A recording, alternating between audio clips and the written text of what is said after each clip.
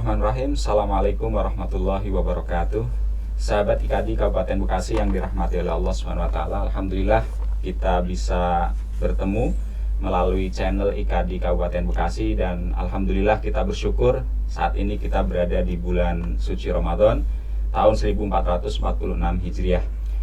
Bulan Ramadan tentu bulan yang sangat spesial dan senantiasa dirindukan hadirnya oleh kita semua, oleh orang-orang beriman ini, karena kita ingin mendapatkan kebaikan-kebaikan dan keutamaan-keutamaan di bulan tersebut.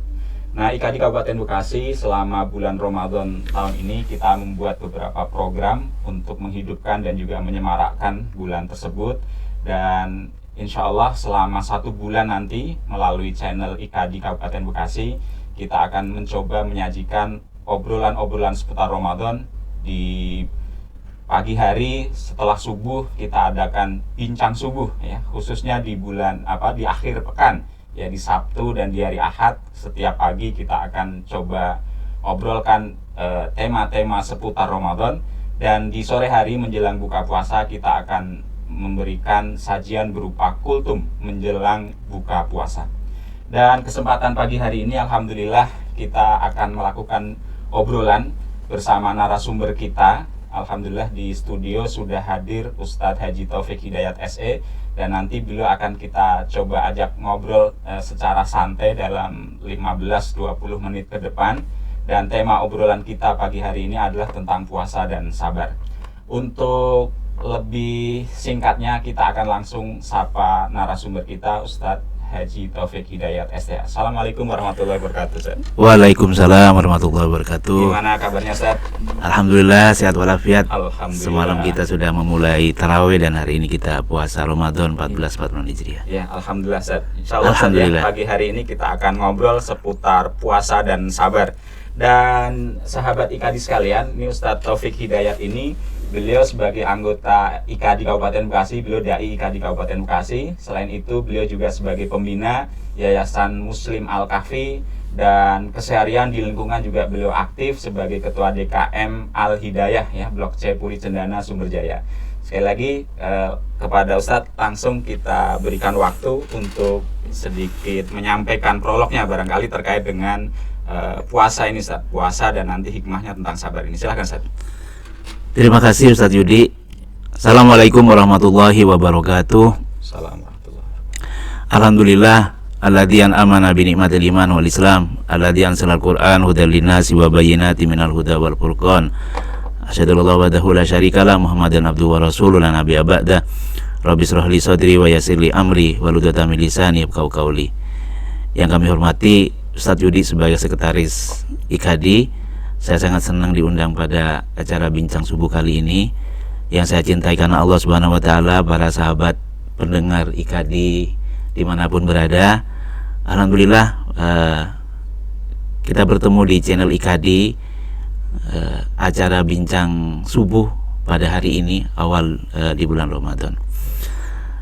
Tadi Ustadz Yudi menyampaikan temanya tentang puasa dan sabar. Sahabat IKADI yang berbahagia, puasa merupakan salah satu dari rukun iman ya. Bunyal Islamu ala khamsin, syahadat alla ilaha illallah wa iqamis shalah wa ita'is zakah wa shaumi ramadan wa hajjil bait. Islam itu dibangun atas 5 pondasi, 5 rukun ya. Baca syahadat ya. Setelah itu sholat, zakat, dan puasa dan haji. Jadi salah satu rukun Islam itu adalah berpuasa. Dan dalam sirah Rasulullah SAW, puasa itu diwajibkan ketika di Madinah di tahun kedua Hijriah ya. Jadi tidak diwajibkan ketika masa di Mekah, tapi di Madinah. Berarti Rasulullah SAW berpuasa hampir 9 kali selama Ramadan. Ayat yang sering dibacakan oleh para khotib, para ustadz, a'udzubillahi minasyaitonirrajim, ya ayyuhalladzina amanu kutiba alaikumusiyam kama kutiba alal ladzina min qablikum la'allakum tattaqun. Wahai orang-orang beriman, diwajibkan kalian berpuasa sebagaimana puasa itu diwajibkan juga kepada umat yang lain, la'allakum tattaqun, agar kalian menjadi orang bertakwa. Sahabat IKADI yang berbahagia, Jadi kewajiban puasa itu sudah Allah bebankan kepada umat sebelumnya dengan syariatnya yang berbeda, ya. Kita puasa sebulan penuh sesuai dengan syariat yang diturunkan oleh Allah melalui Jibril dan Rasulullah SAW. Alhamdulillah sekali lagi hari ini marhaban Ramadan 1446 Hijriah, kita sangat bersyukur Allah takdirkan kita nyampe di bulan Ramadan. Apa maknanya? Sudah 2 bulan minimal kita berdoa kepada Allah Subhanahu wa taala. Allahumma barik lana fi Rajab wa Sa'ban wa ballighna Ramadan. Sejak bulan Rajab kemarin kita berdoa kepada Allah, ya Allah, berkahi kami di bulan Rajab dan Sa'ban wa ballighna Ramadan. Dan sampaikanlah kami di bulan Ramadan. Kenapa? Karena yang pasti hadir itu adalah bulan Ramadannya. Bulan Ramadan pasti hadir. Tahun ini tahun 1445 Hijriah. Sedangkan kita belum pasti mendapati Ramadan. Sahabat IKD yang berbahagia, boleh jadi ada saudara kita, teman kantor kita, sahabat tercinta kita tahun lalu 1445 Hijriah bersama-sama kita di bulan Ramadan, tapi tahun ini enggak. 2 minggu atau 3 minggu kemarin ada juga warga Puri Cendana meninggal. Ya, berarti kan Allah panggil duluan sehingga dia tidak nyampe di bulan Ramadan 14 Hijriah. Makanya Ustaz Yudi, ini momen yang tepat, perlu bersyukur kepada Allah SWT. Jadi Allah ijabah doa-doa kita, dan mari kita maksimalkan Ramadan kali ini. Kita buat Ramadan terbaik yang kita persembahkan kepada Allah Subhanahu wa taala. Itu sebagai pengantarnya, bahwa kita sangat bersyukur Allah menyampaikan, Allah mengabulkan doa-doa kita di 2 bulan sebelumnya. Kita nyampe di bulan ini. Iya, Ustaz. Kalau berbicara Ramadan, mungkin juga kita bisa mencoba melihat hikmah-hikmahnya barangkali ya. Mungkin banyak hikmah-hikmah yang bisa kita renungkan dari pelaksanaan ibadah kita selama bulan Ramadan, khususnya puasa gitu. Dan mungkin juga sering disebut juga bahwa di antara hikmah besar dari Ramadan itu adalah mendidik kita menjadi pribadi-pribadi yang sabar. Kira-kira seperti apa, Ustaz, kalau antara Ramadan dan kesabaran ini bagi kita sebagai seorang muslim, bagi orang-orang beriman yang melaksanakan puasa ini? Ya, terima kasih Ustaz Yudi. Sahabat IKD yang berbahagia, yang saya cintai karena Allah Subhanahu wa taala. Dalam bukunya As-Sabru fil Quran, tafsir tematik tentang sabar, Dr. Yusuf Qudawi mengatakan di antara berbagai macam medan sabar itu adalah, kata beliau, sabar dalam rangka taat beribadah kepada Allah Subhanahu wa taala. Kenapa kata beliau perlu sabar? Karena tabiat manusia kita semua ini adalah tidak mau diatur, tidak mau dibebani, tidak mau disuruh-suruh. Kalau pinginnya bebas begitu. Ya, sedangkan ibadah itu dalam rangka kita taat kepada Allah Subhanahu wa taala. Ya, mungkin awalnya beban, ya. Ada tingkatan kita mungkin merasa puasa diantaranya beban, tapi setelah kita nikmati puasa itu dengan keimanan, makanya yang dipanggil adalah keimanan, orang itu akan merasakan bahwa beban itu menjadi kebutuhan. Sama kita kayak kalau lapar pingin makan, atau kita haus minum gitu. Itu tingkatan kedua tuh. Dan yang terakhir ini yang kita ingin hadirkan, menjadi kenikmatan. Ya, dari beban menjadi kebutuhan dan nikmat. Ya, Masya Allah itu. Ya, dan itu kata Dr. Qudawi hanya akan didapati oleh orang beriman. Beliau mengatakan akan sangatlah berat perintah sholat itu bagi orang-orang yang malas, karena ibadah sholat itu salah satunya adalah ibadah badaniyah, gitu kan. Dia nunda sholat, tidak sholat dan sebagainya. Kata beliau, akan sangatlah berat perintah zakat, infak, sedekah itu bagi orang-orang yang kikir, karena ibadah ini terkait harta. Mungkin dia merasa ketika berzakat itu hartanya berkurang, sedangkan enggak, gitu kan. Di antara hikmahnya adalah zakat itu artinya anlumu, ya, nambah. Zakat, infak, sedekah itu laksana pupuk bagi harta. Semakin banyak kita berinfak, berzakat, Allah akan lipat gandakan. Ya, mungkin secara kasat mata ketika kita penghasilan kita 1 juta, minimal infak 2,5%, 25.000, ya sekarang berkurang. tapi di sisi Allah Subhanahu wa taala, wa may yattaqillaha yaj'al lahu makhraja wa yarzuqhu min haitsu la yahtasib, kata Allah. Aku akan berikan kepada orang bertakwa itu wa yarzuqhu min haitsu la yahtasib, rizki yang tidak sangka-sangka. Dan kata beliau, akan sangatlah berat orang-orang perintah puasa ini kecuali bagi orang-orang beriman. Maka yang disuruh oleh Allah adalah orang-orang beriman, bukan manusia, tapi orang-orang beriman. Kenapa kata Allah? Karena puasa itu yang tahu antara dia dan Allah saja. Boleh jadi tadi malam nih, mohon maaf, kita sahur sama dengan keluarga gitu kan, setelah berangkat kerja atau kemana, kalau tidaklah karena keimanan, ya mungkin ngumpat dan sembunyi gitu kan, mohon maaf, ya berbuka gitu kan, membatalkan puasa. Karena puasa ini diperintahkan kepada orang-orang beriman.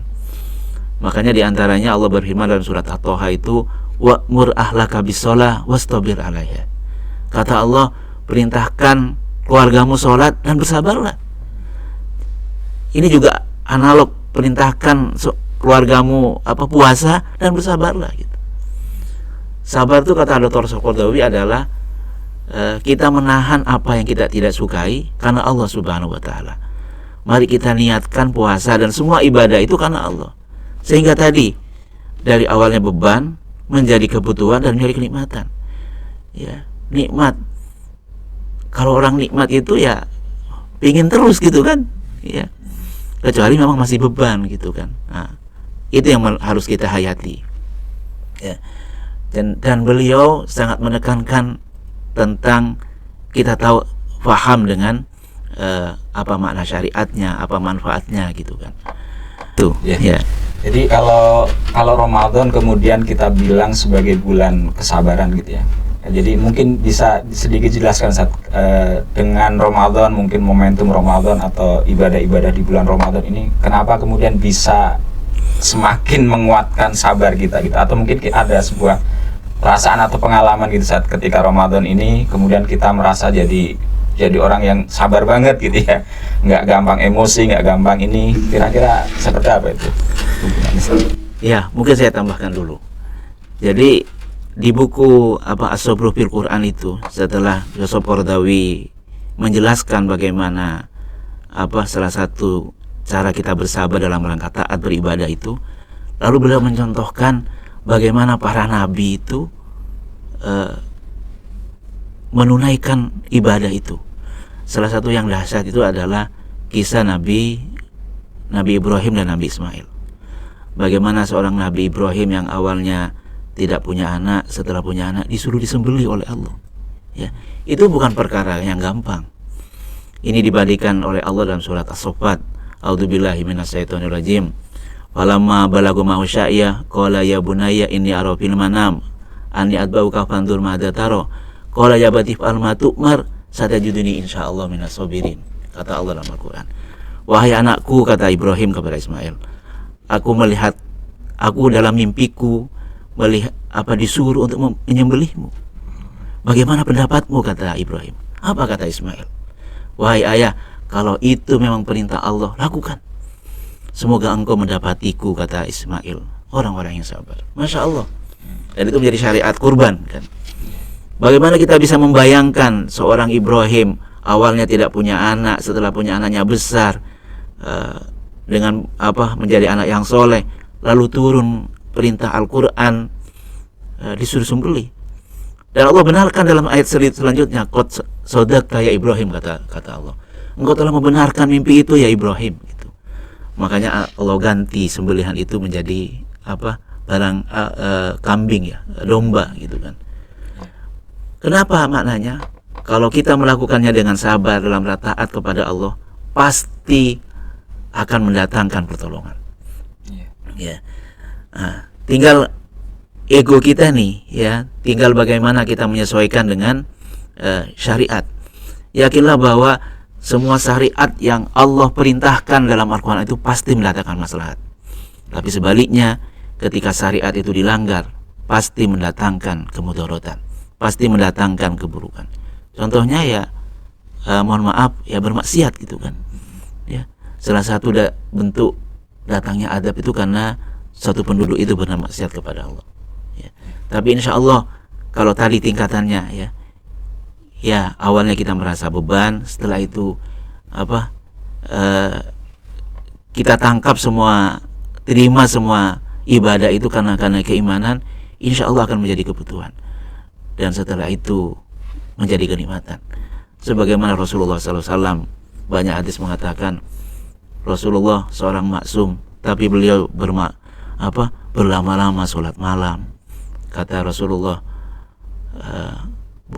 tidak bolehkah saya menjadi hamba yang bersyukur? Ya, karena itu dinikmati. Ya sama kayak orang yang berangkat haji dan sebagainya gitu kan. Sebentar lagi ada musim haji gitu kan. Mereka harus nabung, harus menyisihkan sebagainya. Begitu juga orang yang berinfak, begitu juga orang yang sholat gitu kan. Sholat itu kalau sudah nikmat, bukan datang waktu sholat, tapi menunggu waktu sholat. Setelah itu kita tunaikan qobliyah dan fardiyah dan qobliyah dan ba'diyahnya dan sebagainya.